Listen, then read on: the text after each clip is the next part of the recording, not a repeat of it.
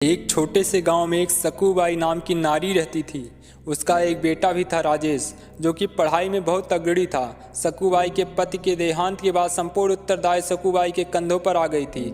वह किसी के घर बर्तन मारती थी तो किसी के घर खाना बनाती थी। उसका बेटा भी उसके साथ ही जाया करता था।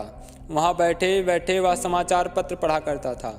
एक दिन जब वह समाचार पत्र पढ़ रहा था तो मालकिन आकर बोली, अरे राकेश, समाचार पत्र पढ़ तू कौन सा अफसर बन जाएगा, जाकर अपनी माँ का हाथ बटा। राकेश बोला, मालकिन मैं बड़ा अफसर बनना चाहता हूँ, हम पुस्तकें नहीं खरीद सकते तो इसलिए समाचार पत्र पढ़कर जानकारी प्राप्त कर रहा हूँ। मालकिन जोर जोर से हंसने लग गई। यह देखकर सकूबाई अपने बेटे को लेकर घर चली गई। उसके बाद उसने विवाहों में रोटी बनाने का काम शुरू कर दिया। वह सुबह 3 बजे उठकर 15 से 20 किलो रोटियां बनाती थी और राकेश भी सुबह उठकर माँ का हाथ बटाता था और फिर पढ़ने बैठ जाता था। एक दिन वहाँ उनके मकान मालिक आए तो बोले, क्या सकूबाई, तुम तो 3 बजे ही सुबह उठ जाती और बिजली जला लेती हो, या तो बिजली का बिल भरो या कमरा छोड़ दो। यह बोलकर मालिक गुस्से में चला जाता है। राकेश लालटेन लगाकर पढ़ाई करने लगा और सकूबाई भी उसी में जीवन व्यतीत करने लगी। ऐसे ही कई वर्षों तक राकेश पढ़ता रहा और हमेशा श्रेष्ठ प्रदर्शन करने लगा।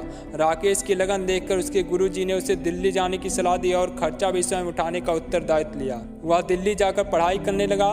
एक दिन जब वह परीक्षा देने जा रहा होता तो उसे एक गाड़ी टक्कर मार जाती है।